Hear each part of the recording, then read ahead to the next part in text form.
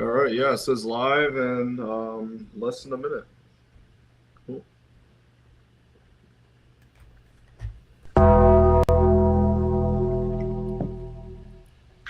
Are you ready?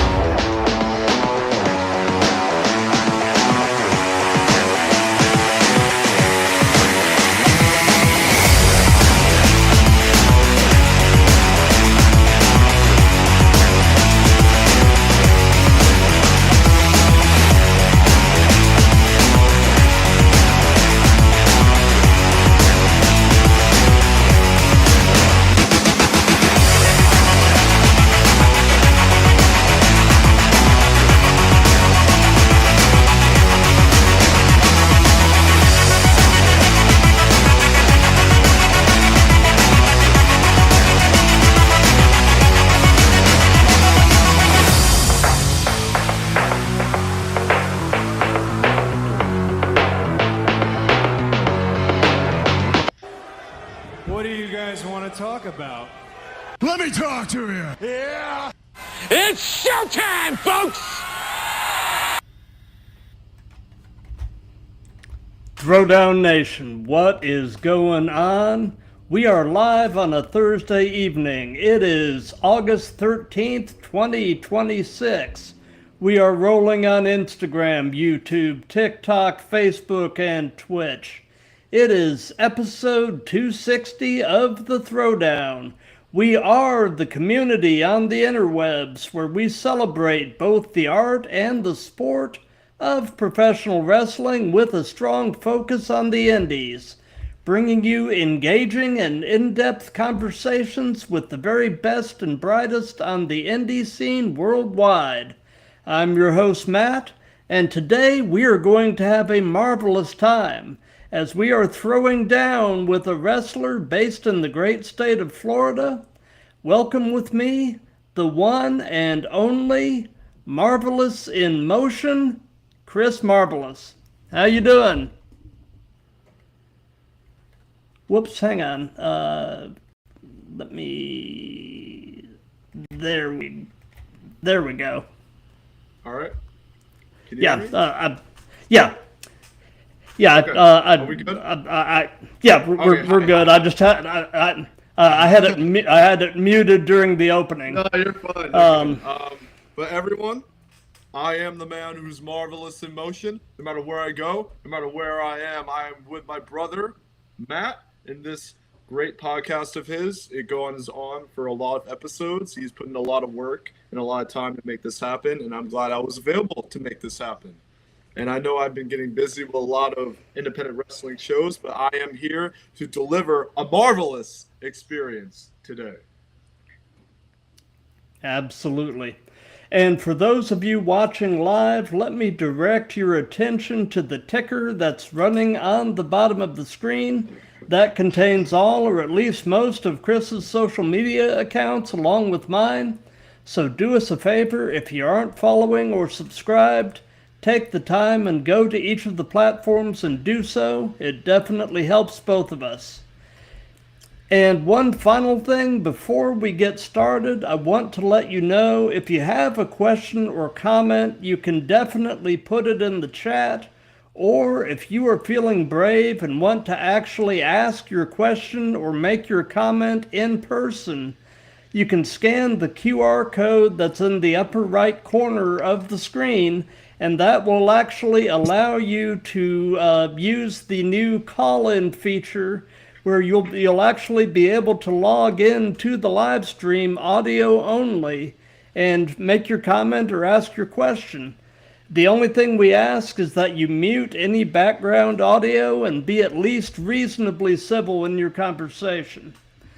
So we'll go ahead and get started with the first and the most obvious question, and that is, how long have you been wrestling? I have been wrestling for over a year now, Matt, and it's been a remarkable journey. I started out my career in flatbacks, where I got trained by the great Sean Spears, the chairman, and Prince Pretty himself, Tyler Breeze. Two very good, experienced coaches to start my career. Nice, nice. So, in the early stages of your wrestling training, what would you say was the most challenging aspect of professional wrestling for you to wrap your mind and body around? I think the most challenging part was the very beginning where we had to do those intense drills like around the ring. I would just get gassed out instantly and I would just feel uncoordinated all the time that I kept almost falling off and almost passed out a couple times due to dehydration. But my body kept going through it. I didn't stop. I learned from my mistakes and I got through it marvelous in motion. Nice. So, did you come to professional wrestling with a previous athletic background? Had you done other types of sports, any type of martial arts, anything like that? Yes, I did varsity baseball, and I also did tackle football when I was pretty little. I was around like 5 to 6 years old when I moved down to Florida. This was when I moved down to Florida. I did pee-wee tackle football. I also did varsity baseball, all that stuff. And then from then, after when I played varsity baseball at Land O'Lakes High School, I'm from Land O'Lakes, Florida. So I'm kind of local in my own town. So yeah, after that, I got to college. And I tried out for their varsity college baseball team. I tried to get a scholarship over there. And I did get a scholarship, and not quite for baseball. I just wasn't quite good enough, but I did try my very best in that gym. Those workouts in the varsity baseball gyms they're pretty tough. I can't lie. They can be underratedly tough. But and then, so once I tried out for the college varsity team at St. Leo, I didn't quite make the cut, and then I just completed all of school. I graduated with my bachelor's degree in sports business to learn all about the business world in sports. And then I just took that knowledge and thought, now is the perfect time to become a professional wrestler. So I just took my recreational activity background of playing hockey. I played baseball. I played football. I played flag football. I played soccer when I was little. I played tennis. So any sport you can think of, I played it recreationally. Now I'm here as a wrestler. Nice, nice. So when you played baseball, what position or positions did you play? Little League, I was second baseman and also outfield. I would also be a pinch hitter and a pinch runner for people. And it was pretty cool when I got to be a pinch runner and ran to second base, but that's for another story. So, but for high school varsity baseball, I played the position of a pitcher. So I used to do like a pitching position. I would pitch underhand instead of overhand. So that's what kind of took most of my power away from my clothesline when I first started wrestling training. If I could give a clothesline or not, and I couldn't give it all the way because I was so used to pitching down here. So, yeah, I basically pitched underhand like a submarine pitcher. That's what the position I mainly played, and I was also a pinch hitter. It's a good question. Interesting. So, I'm presuming that you've been at least, well, we were talking before we went on the air, so I know that you have been at least a fan of this stuff majority of your life. Yes. So, what would you say is your earliest wrestling-related memory? My earliest, related memory of wrestling, it's when Cena was just on top of the mountain, man. Like, when I used to first watch wrestling, John Cena was the guy to beat. I mean, he was the face of the franchise of WWE, literally. He would just win multiple accolades. He has great charisma, and he would show that in the ring, and that's what really fired me up to be a wrestler. But my favorite wrestler actually growing up, and the earliest memory of it, would be like Rey Mysterio taking down the Big Show and stuff. Like, if he could do it, so can I. Gotcha. What was the first live show that you ever went to as a fan? WWE live event with my mom's friend. That was the one I remember. It was back in 2014 where I saw like many top stars, like Seth Rollins was there, John Cena was there, Sheamus, Mark Henry, Luke Harper, like during that time, like 2014 was one of the biggest years. Gotcha. Mm.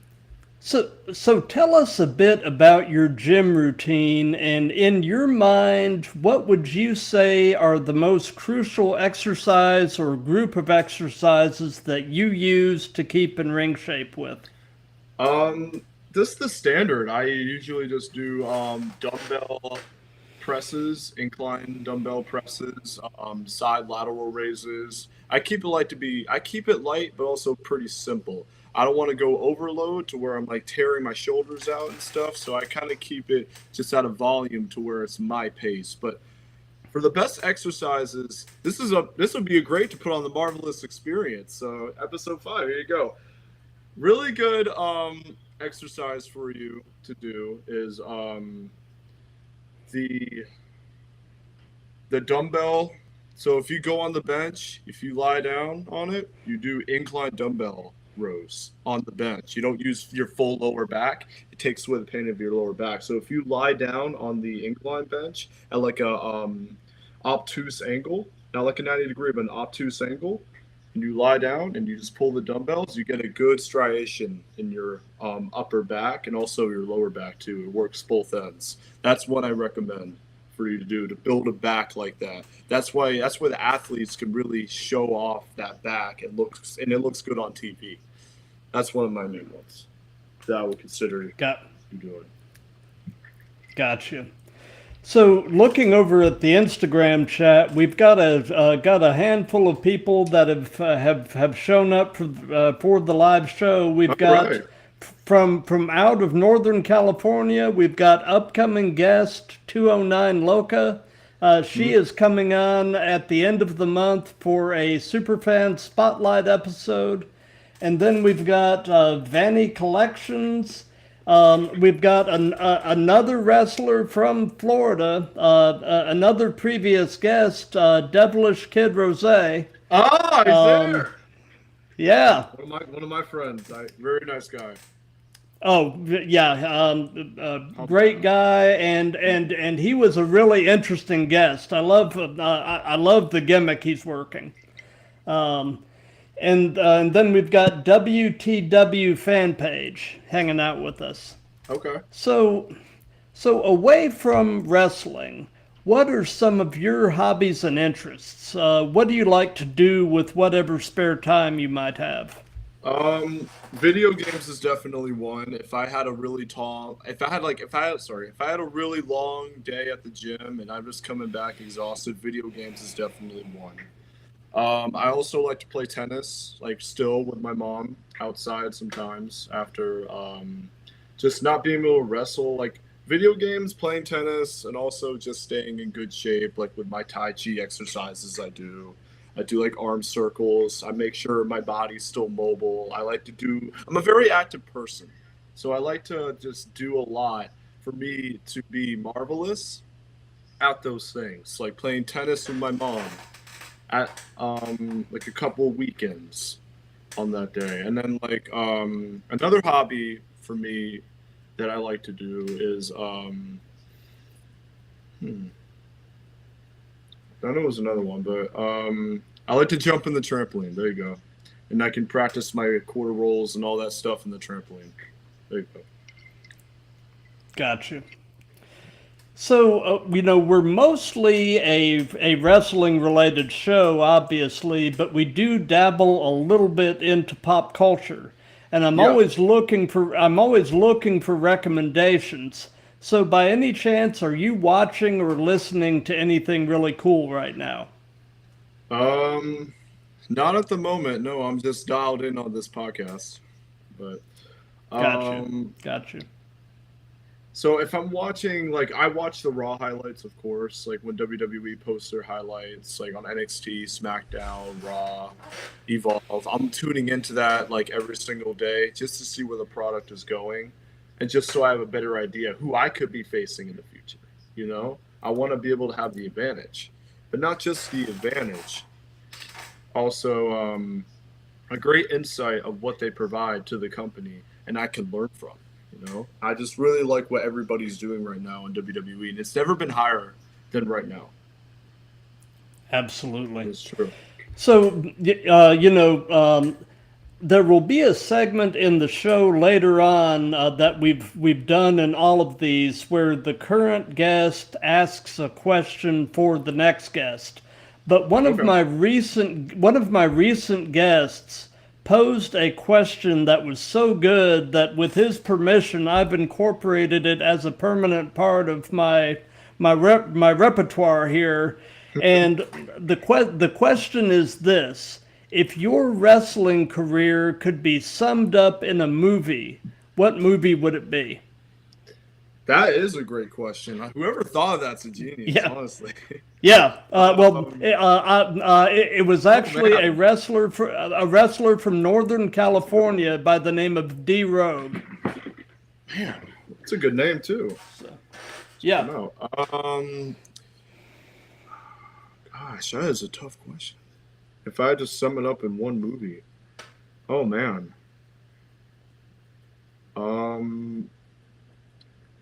It would have to be a Marvel movie, for sure.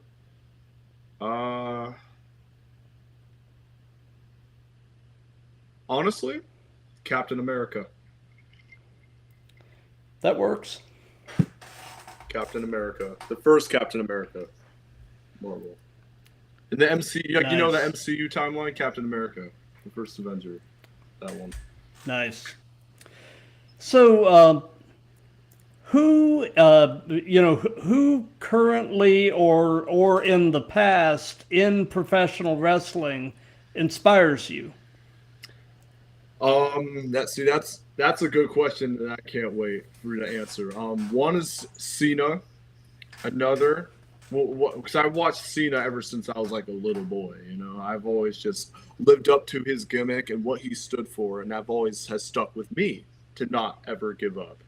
So that's like, no doubt, Cena's one of them. I liked the 80s clips of Hulk Hogan. Hulk Hogan gives me that energy that I just can't let go. So Hulk Hogan's another one. So Cena, Hogan, Rock a little bit, because his electricity is undefyingly good. So The Rock a little bit. And then my fourth one, I got a fourth one, would honestly be like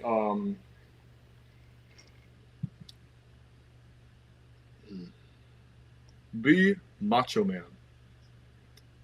Macho Man. Randy Savage. Yep. Yeah. Yep. So, you mentioned that you are from Land O'Lakes, Florida. What is your favorite thing about Land O'Lakes? Man, just the milk and butter, first off. The milk and butter, the land of milk and butter and honey, man. That's one of my favorite things about it. It's just a super chill neighborhood. No one's really getting into trouble. Super low rates, too, money-wise. And it's just a nice little peaceful place to stay. And not many people think about Land O'Lakes, Florida, even though it's right next to Tampa, too, which is where my character is actually from, Tampa, Florida. So it's already right next to Tampa, and I can really resonate off that and just move to Land O'Lakes because it's just a nice place to be at. So I just like Gotcha. it. It's just very relaxing. So they say that, the best wrestling personas are usually pretty much yourself turned up to 11. So tell us a bit about in-ring Chris Marvelous and kind of compare and contrast him with everyday you. So Chris Marvelous is basically what you just said, a way 10 times version of me. When I'm in that ring, I'm a whole nother guy. I'm not even Aiden Royal anymore. I am Chris Marvelous, and I stick to it every part of the match until I exit out into that curtain. I just shift off the personality, and then when I go back out there, I shift on the personality. It's like an on switch. It's like an on and off switch. So on and then off. So, and sometimes I get into character. I like to method act too. I like what I'm saying and what I'm doing and what am I going to do at this show and what I'm preparing for. I like to really be ahead of the game. I don't like to be behind. So I've always been taught to keep moving forward. And once I'm forward out that curtain, I am Chris Marvelous. There's no doubt in my mind, and I don't shut it off until I'm backstage. So it's just Gotcha. like a mental thing that I've already been born into. So tell us about your very first match. What was it like? How did it go? And what were your thoughts about it? Wasn't that good, and I knew it.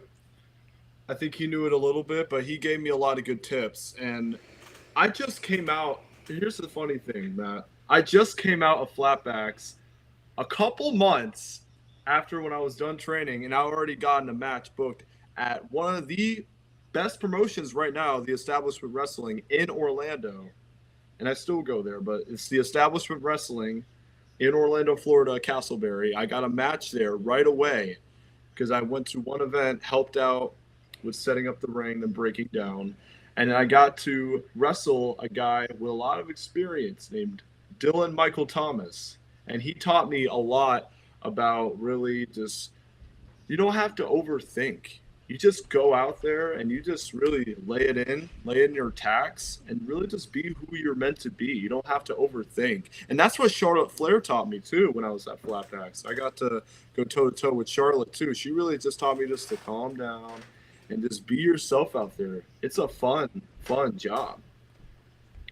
The people could really get behind you. But my first match, I knew it wasn't that good. I just felt it, and I think I was just overthinking a lot.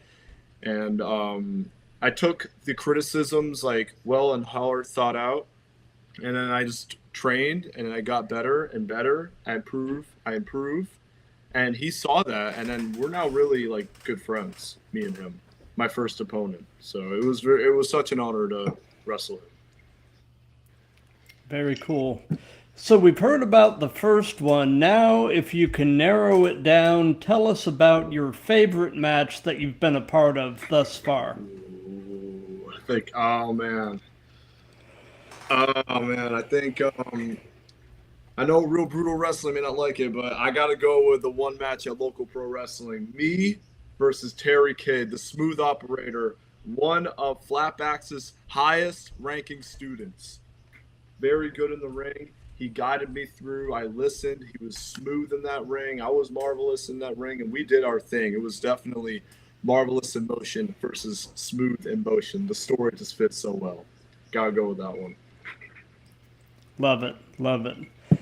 So, you haven't been doing this that long, but you've probably been doing it long enough that you've developed at least a couple of these. So what would you say is your biggest wrestling-related pet peeve? Oh my gosh. The biggest pet peeve that I have is when someone doesn't follow what I'm following. Sometimes I go too fast for people, and I understand. Like, I get excited. I'm in that ring. I'm actually doing the dream that I'm called to be doing. But if someone like has a bad mouth about me, like backstage, and doesn't give me any advice, that's one big pet peeve of mine. Like, if you don't have anything nice to say, just don't say it at all then. And then we just go our separate ways, and then I bless you, and I hope you have a good time with the rest of your career. But all we need to do is work together in that ring. It is a 50-50 effort. So that's just one big pet peeve of mine. I mean, besides that, I don't really have any other big pet peeves. That's it. Gotcha.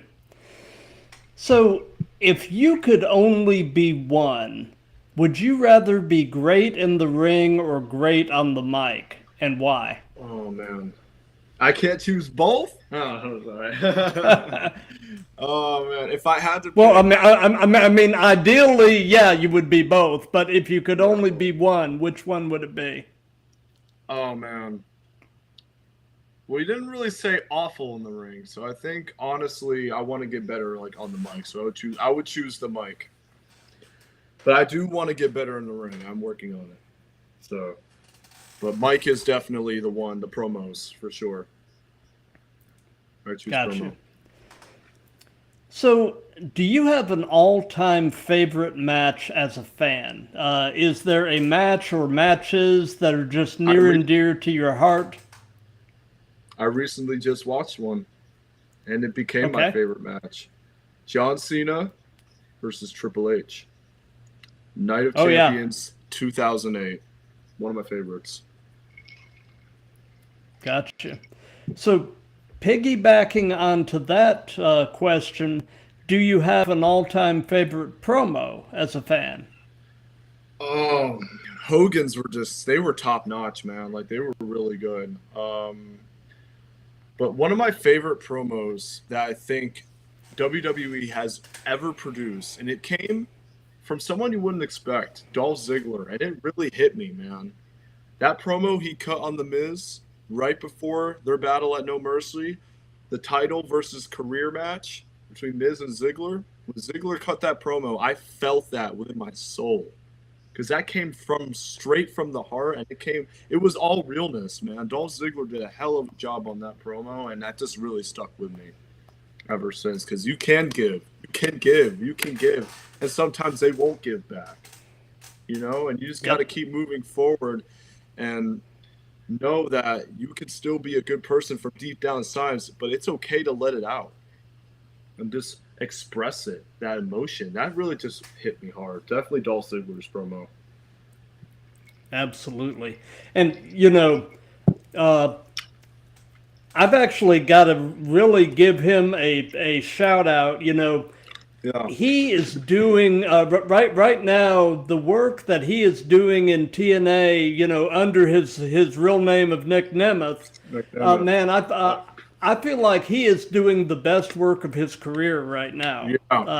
I mean, in many ways, getting released from WWE may have been the best thing that ever happened to him. I mean, because he is really flourishing in TNA, and I'm thrilled to see it. Mm-hmm.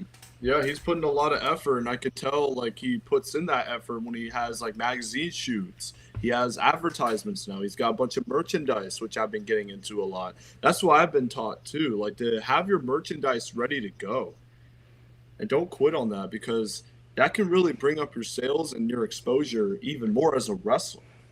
So that's what I've learned, like from the pros, like especially Matt Cardona. I've just been taking notes on that. So that's really been helping my brand grow, like especially merchandise. So my nickname is got a lot. Yeah, he does. So this is one of these questions that the answer can literally almost change moment to moment, hour to hour, day to day. But at this very moment, in your opinion, who are the best male and best female wrestlers in the world? Who is the best man and who's the best woman right at this moment? We're not talking in the grave, right? We're not talking up in heaven that are still on earth. We're talking currently working in the business. Okay. Gotcha. They're good. Okay. Well, one, if he's still around, I haven't seen him in a while, but Drew McIntyre has been killing it.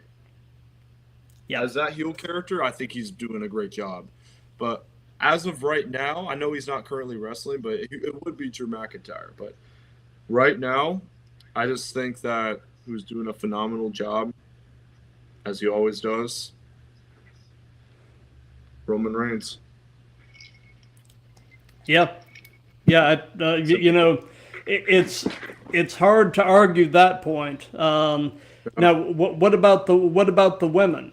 Who's the best female right now? I don't watch a lot of women's wrestling, but I know that I'm glad they're getting a lot of exposure out there. But one of my favorite women wrestlers right now, besides Charlotte, love you, Charlotte, is I think Kendall Gray. There we go. Okay. Kendall Gray. I think she's doing a great job in NXT. Top babyface. I will absolutely agree with you on Drew McIntyre, and I know that he is actually away doing some movie work right now. He's apparently has a role in an upcoming Highlander spin-off movie. He was also like in a G.I. Joe type movie too. Like he was in a high action packed movie as well. So he's got a lot of movies definitely on the rise. I mean, good for him. Like, he deserves it. Oh, for sure. Absolutely. Yeah. So, and this can be present day or past, but who would be a dream opponent? Who would you love to have the opportunity to share a ring with? You had to bring that question up, Matt? Oh, man. Oh, man. I don't think I could choose. You know how many great talent are out there? Okay. Oh, yeah, I do. Man. I think a dream match currently right now in WWE, if I were to have a match with someone, personally, me, L.A. Knight would be one. Yeah. Me and L.A. Knight.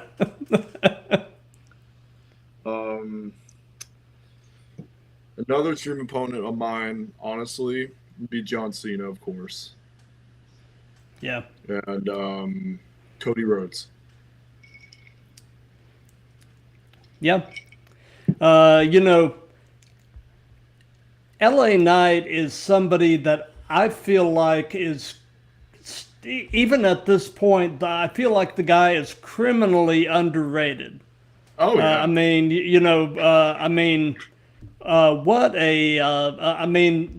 The guy is absolute gold on the mic, and he's a very good in-ring worker as well, Mm-hmm. And to be in the kind of shape he is in at the age of 43 is pretty impressive. It is. Like, I don't know how he does it, but he does it. It's amazing. That's why a lot of hard work. Mm-hmm.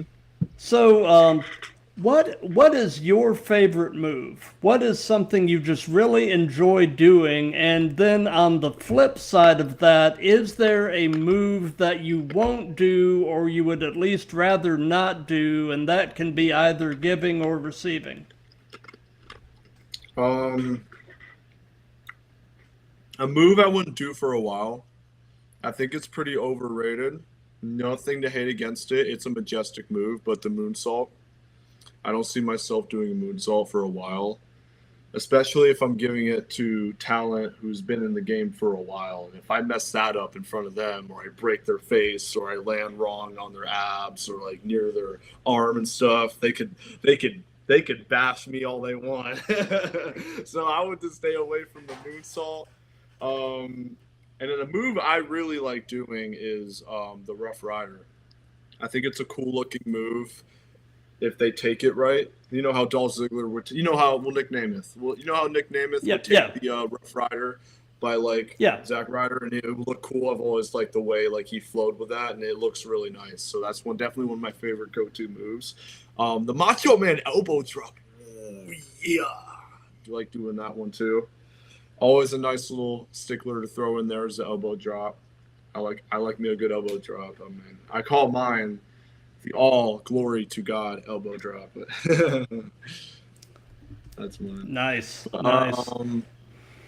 Thank you. And then another move I just recently learned is the high knee, the Triple H high knee. I like that move too. Not the one that Trick does, where he kind of runs up and just does a front knee. I like to turn my side with the thigh and I just hit a knee. That's a move I like too. Gotcha. Looking over at the Instagram chat, my wife actually showed up, and she is an LA Knight mark. So my wife is celebrating that you brought up LA Knight. Now that's marvelous. Absolutely. So, like I said, you haven't been doing this for that long, but so this may or may not apply, but I'll ask it anyway, and that is, what hurts right now? What hurts? Yeah. It's a tough question. I mean everything. My body is kind of killing me as of right now, but what mainly hurts is honestly, when you're breaking down the ring, that can really hurt your body after a long match. Like when you have to break down the ring and stuff, that's what mainly hurts a lot, that you have to stay after and help break down the ring. But that's the only thing. I mean, I like helping out with setup. I like being there for other promotions and stuff. And what really hurts is also the gas prices too. When you're driving to each show and you have to fill up your gas. Tell me about it. Tell me about that hurts. That's probably what mostly hurts right there. And then just helping out with breakdown, that could hurt a little bit too, because then you have to drive all the way back and like get on a flight, and then it's just a long night. So that's all. Yep. Simple stuff. So I like how that set up. So in the time that you've been doing this, what is the worst bump you have taken so far? The power bomb.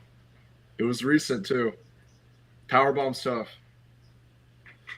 I think that's the one, because when you land, you're almost landing near your neck. So you have to tuck your chin when you're taking a power bomb. And if someone does it wrong, you could really land on top of your head. Or if you don't like post upright, it almost turns into a pile driver, and it's too close to the neck. So definitely the power bomb, I would say. Be a toughest bump. Absolutely. So what is your take on the role that social media is playing as a promotional tool in wrestling, specifically indie wrestling? Social media with Instagram and a lot of people and their companies getting their stuff out there promoted. A lot of reels get out there. So that really increases their exposure for sure. And a lot of match highlights clips, like, you know how wrestlers will post their match clips, like sometimes I'll do that as well. So they'll have like their match clip, they'll have their match clips like set up, and they'll just go head to head, and then it just draws an audience. You know, like they like to see the wrestling happen, because you don't know what strange event could happen in wrestling, or you don't know what can take or occur in wrestling. So that's what I think is the most important, is definitely the match clip.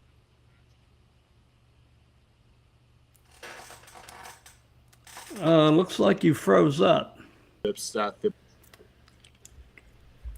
Oh, I froze. Did I? You're good now. Am I good now? Yeah. I don't know. Good. I don't know what happened, but yeah. No, it's all good. Yeah. But I think it's for sure the match clips that the promoters will promote and stuff, and the posters that they do. I think that draws the most, is the posters for what the superstars are going to do in that ring, and all the cool promo pics, all the QR codes, the location. That way people have an idea what they're going for when they go to that wrestling show. Absolutely. So, knowing everything you know at this point in your life, if you could give any advice to your younger self, what would it be? For sure, faithfulness, righteousness, and humbleness. I did not know that before I got relocated, but I would teach my younger self to just be patient about things. There's no need to like get angry about certain dumb ideas of what people think. They don't judge who you are. You take care of yourself, and you can make your dreams happen. So I would really teach myself to just relax and take a breath and enjoy life, and not be so complainy all the time. Because when I was younger, I would just get angry for no reason. But now that I'm like in this part of like in this stage of my life, I've really just learned to just take it and just slow down and stand still, and just be grateful that we're still here and breathing on this earth. Because moments can happen, when a sudden event can happen. So I was just very ungrateful back when I was little, up till when I was like a teenager, and then I slowly started realizing that I gotta take my life seriously, go to the gym, and just be humble about things. So that for sure. Absolutely. So, wrestling in and of itself is a roller coaster. The highest of highs, the lowest of lows. what has been the overall high point of your career thus far and the overall low point of your career thus far?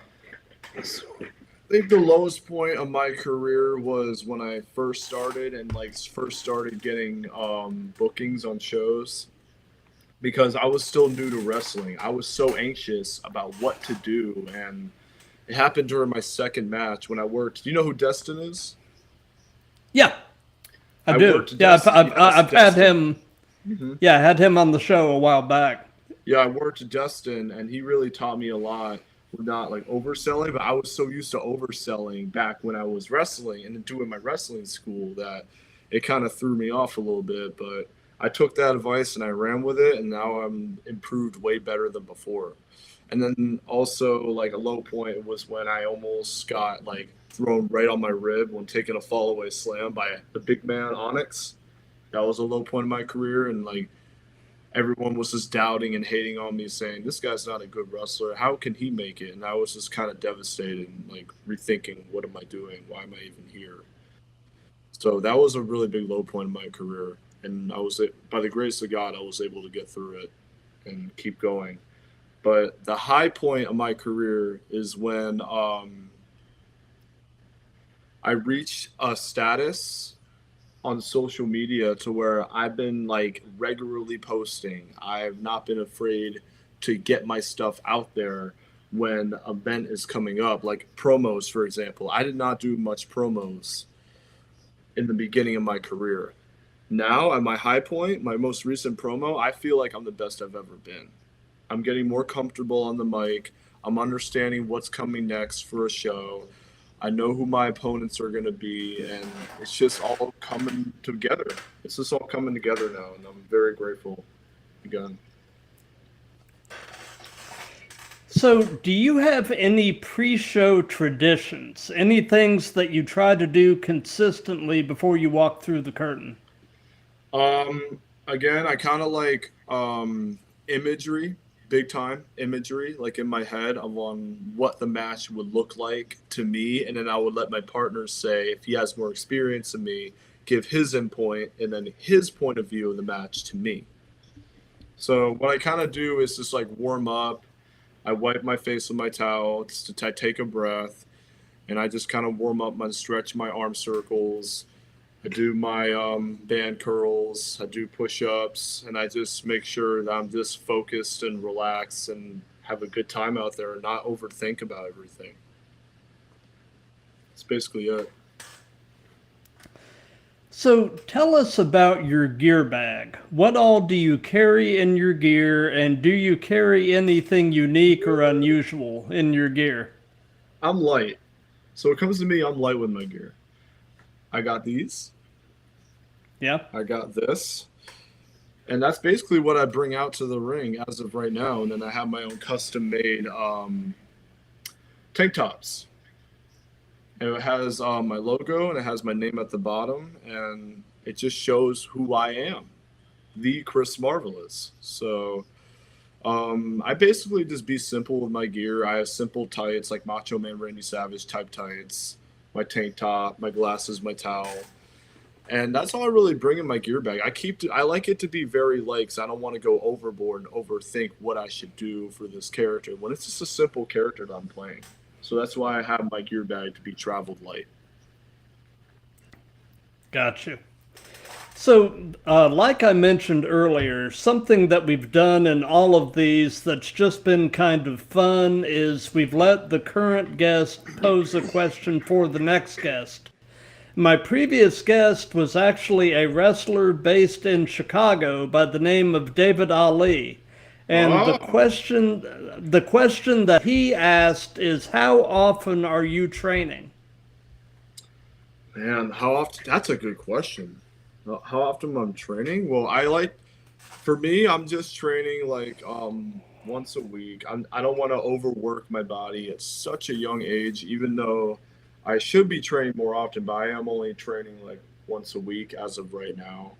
Simply because I don't have like too much bookings coming up, but like next month I have a lot. So I'm definitely going to be looking forward to getting more training out there like next month, because I could go back to flatbacks if I wanted to, but it costs a lot of money for gas prices. For example, like I said, gas prices, and then like also the ring mat fee, and like more rings are out in Orlando. When I'm in Tampa, there's not a lot to work with there.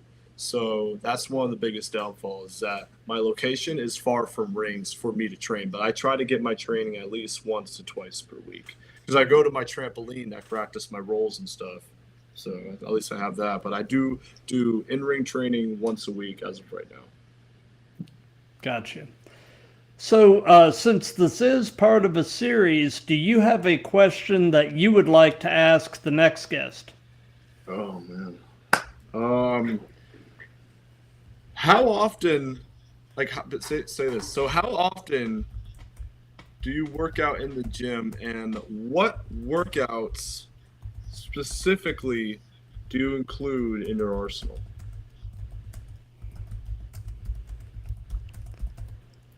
That's actually a really good question. Mm-hmm.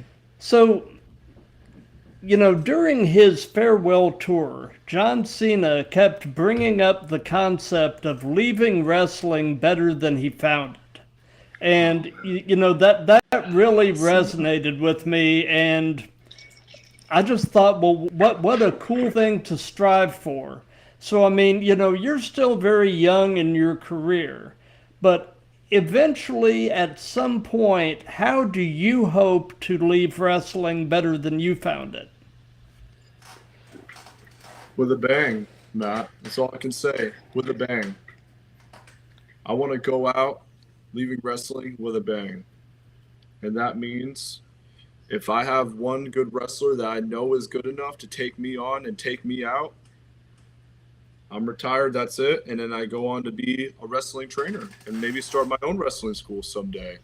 Or like work as a head trainer for WWE. You never know. Yeah. I think that's what I want to do, is like be a trainer right after, like helping out like new students, like train with their in-ring training and stuff. And I'll let them see it. I'll let them see my finishing move once on somebody. If I have like an assistant coach and I'm the head trainer, I'll do the move on them. If we want to see your finishing move, I'm like, okay, I'll show it once. And my finishing move is what I do. It's a big elevated full Nelson slam. That's my finishing move. Forgot to include that. That's one of the moves that I like, is the full Nelson. So, Gotcha. Yeah. But that's what I'll basically do, is I'll be a head trainer after when I'm done wrestling. I want to help out the next generation. So, we're pretty much at the end of things at this point. So do you have any upcoming shows or anything that you want to give some hype to?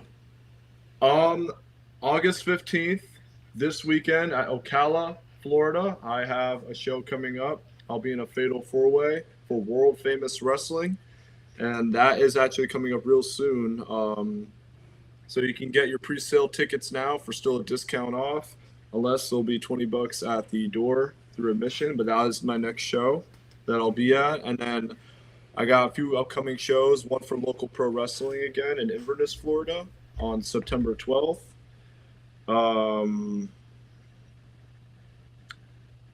Besides that, that's all I really got. Gotcha. Well, as far as what we've got coming up on the Throwdown, tomorrow, Friday the 14th, at 7 p.m. Eastern, we've got episode 261, and our guest is a social media-based pro wrestling tribute / parody American Bounce Fighter. I'm definitely intrigued to have these guys on the show, and I've seen some of their stuff on the internet, and it is actually pretty hilarious. So I'm definitely excited to have them on the show and find out the story behind what they're doing. And then after that, a week from Friday, which will be August 21st, at 7 p.m. Eastern, which is 4 p.m. Pacific, we've got episode 262 with a wrestler out of Northern California, Sean Sims. the Northern California scene is just unreal right now. There is a ton of really top-notch talent, and a lot of really hungry guys out there, and it's been interesting. You know, I've had a number of Northern California wrestlers on the show recently, and a lot of them have trained and or done some traveling with Jacob Fatu.